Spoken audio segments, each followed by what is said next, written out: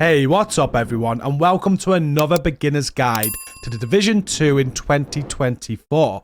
Today I want to touch on something that I believe is very important and can really improve your gaming experience, and it is for beginners, maybe even returning players or even experienced players that struggle with inventory management. What I'm going to do today is discuss what inventory management is about, but also explain to you how I go about this to make it stress-free and I spend more time playing the game than I do sorting through all of my loot.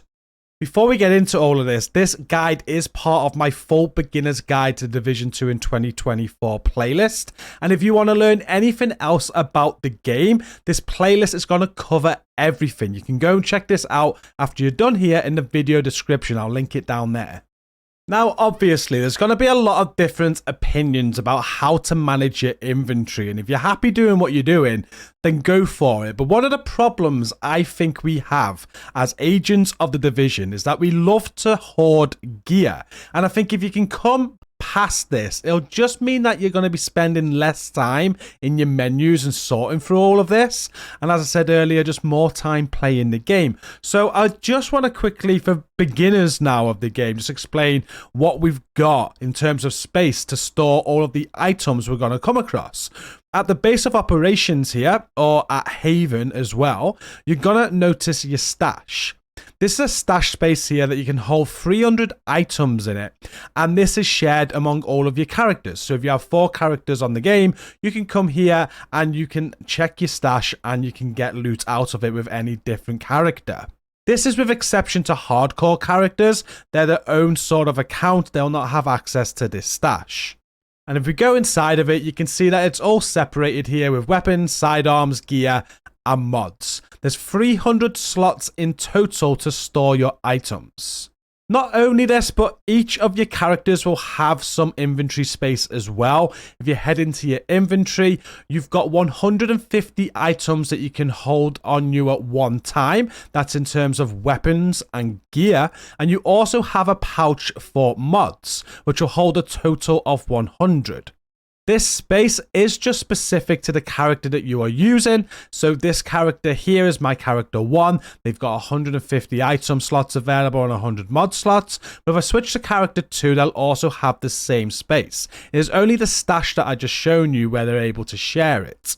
You are going to gather loot from all sorts of sources, whether it's from an enemy that you defeat, whether it's a project you complete, a mission reward, a cache that you open. And during a good session on the game, you're probably going to need to sort your loot out quite regular.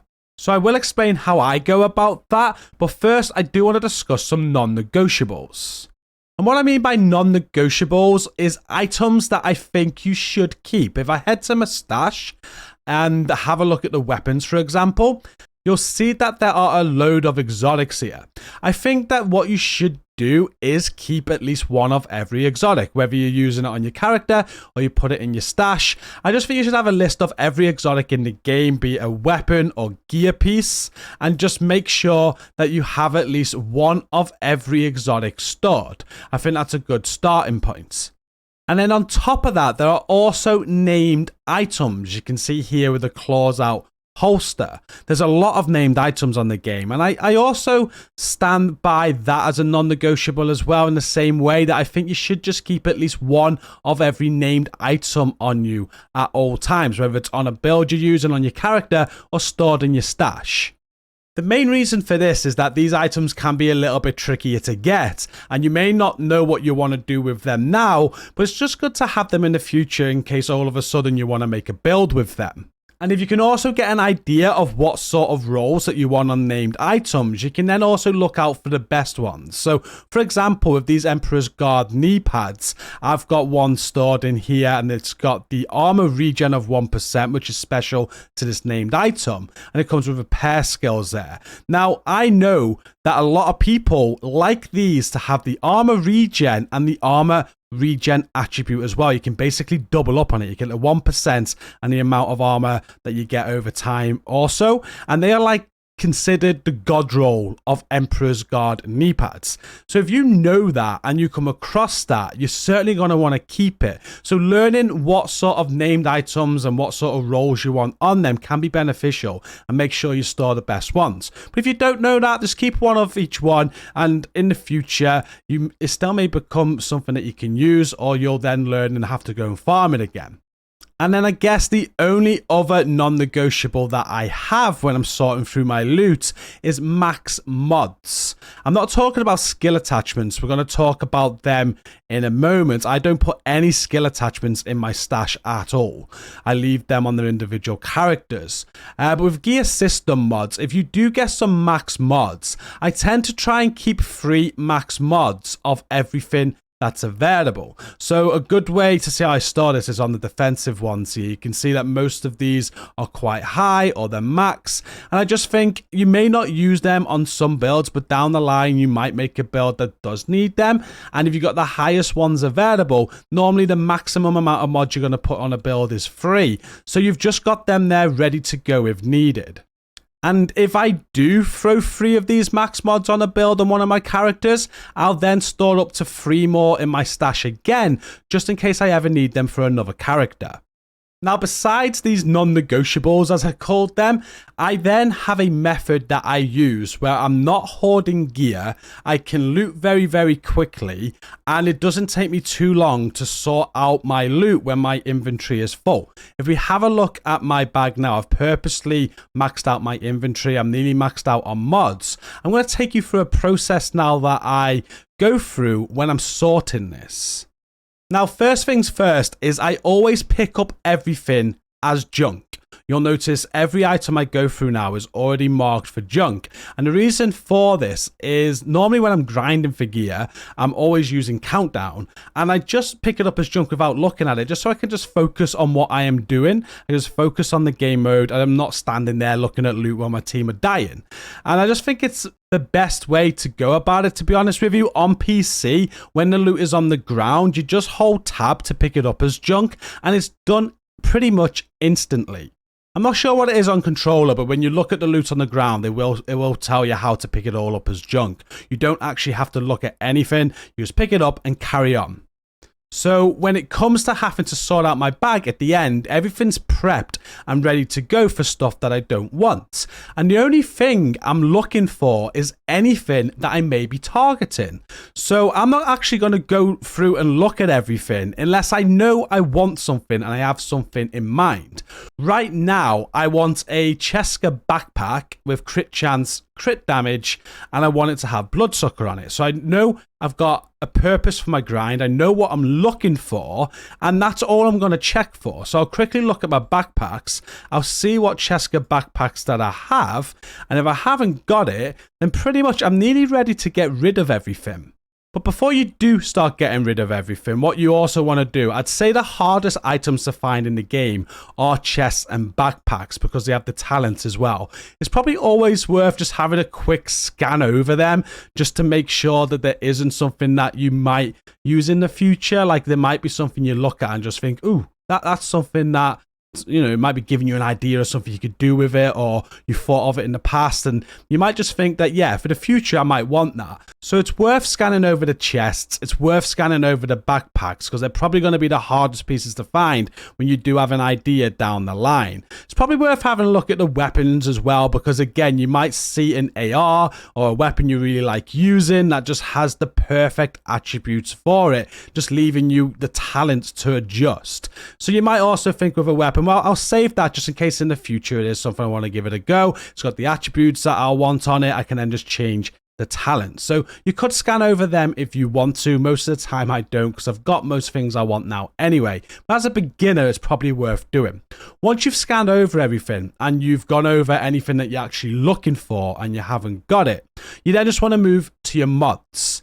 Now, with the gear system mods, again, as I've kind of already explained, I'm only ever looking for max mods or mods that I need. If you know you need something, then obviously keep it. But if you're not particularly searching for any mods, if you haven't got it maxed, you're ready to dismantle them because they're already going to be junk inside of the inventory. And then with the skill attachments, these do work a little bit different. I've done a whole guide on how these work and how I manage them.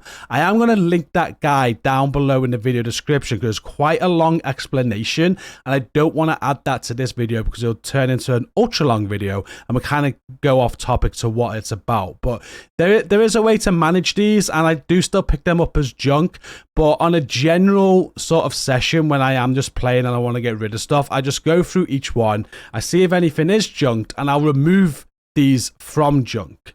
You'll understand why I do that if you watch that other video. So I'm just going to do that now. Just going through, making sure that everything in my skill attachment mod section is not marked as junk. Once I've done that, I am now ready to sort it all and get rid of it. Now, as a new player to the game, there's going to be things you want to do before you just dismantle or sell it. If I press M to bring up my tinkering station, I'm not sure what it is on console again, but it will say at the bottom. The first thing you want to check your junk off against is your library. Your library is where you're going to store all your talents and all your max rolls or your highest rolls to make sure you fill it out. So when you come to recalibrating stuff, you've got them available, and the same with optimizing stuff. And this will let you know if there's anything you've got on you that can go into it. So if you see any indicator here, I think it's just like a green mark, like a up arrow. It used to be anyway. You can just click into it. You can then go to wherever you can put it in. So the core attribute, the attribute, or the talent, and you can just roll the attribute or talent off of that item and put it into your library. You want to make sure you're working on this library to get it maxed out as quick as you can. So that's the first thing that you do. After that, you also want to work on your expertise. So I'll go into my expertise station, and then I'm going to donate all of my junk. So I just hold X on PC to do that. I just do it a couple of times because there's been issues in the past where it doesn't work. So I'll always press it a couple of times. And I'll just donate anything that can go into your expertise station and work on that expertise level. Once you've sorted your library and you've sorted your expertise, anything that is left on you can now just be dismantled or sold. A lot of people like to sell it because you might want some cash, but I never do. I think resources is far more valuable. And the reason being because as I play the game, I'm going to be getting watch levels. And a very easy way to get a hold of some like in-game currency is through your scavenging points that you get. So if you do play the game a lot, you're always going to have some levels to spend in scavenging. And if you're a little bit short on cash, you can just spend some points here. And for just 10 points, I'm getting 100,000 currency. It's going to do a lot for me. So I find getting cash very easy that way, which means what I'm going to do is always dismantle the rest of my junk. And you can do that from this menu here. You can see down at the bottom there, I can hold tab to deconstruct junk, and that'll deconstruct all the junk that's on me, including the junk that's in my mod pouch. So I'm going to do that now, and that is everything done. I'll get all of the resources that junk is going to give me. And then I am now free to go on and continue my grind. I've got space in my inventory and space in my mods. Now the mod space there is quite high. It's still 92 out of 100. But again, that video that I shared down below in the description about how to manage your skill mods, when you watch that, I explain what I do next just to bring that down even further by getting rid of all the duplicates. And that is pretty much it. That is how I manage my inventory as I play the Division 2 and what I think beginners should do. I really don't think hoarding gear and just maxing out this 300 space you have in your stash is a good thing. I used to spend hours going through this all of the time, just getting rid of like duplicates or getting rid of things that may not be good as something else just to try and save on space. You can spend easily half a day or more doing this. I only keep items in here that I think may be beneficial in the future. It might be that I have an idea of something I want to do down the line with a build, and that's it. I'm not going to put anything else in there. If I'm not looking for something, I'm not storing it. When I have an idea, I'll write it down, I'll know what I'm looking for, and I'll go out and farm for it. It keeps my stash low at all times. It means I don't spend half a day sorting it. And if you have multiple characters, imagine doing that across all of your characters. I have spent weekends before now just sorting out the stash and inventory on all my characters. And I don't think that's fun for anybody, and it's the reason why a lot of people are complaining about inventory space. If you manage your inventory like this, as I said at the start of the video, you're spending more time playing, less time sorting, and more time having fun. I hope this video has been helpful, especially if you're a beginner. Let me know in the video comments what you think. And if you have different opinions on how you manage your inventory, share that as well, because as I said, a lot of people have different ways that they want to do this, and beginners may want to know how you do it. So thanks for watching. Make sure you post down below, hit like on the video, subscribe for more content, and until next time, stay safe and peace out.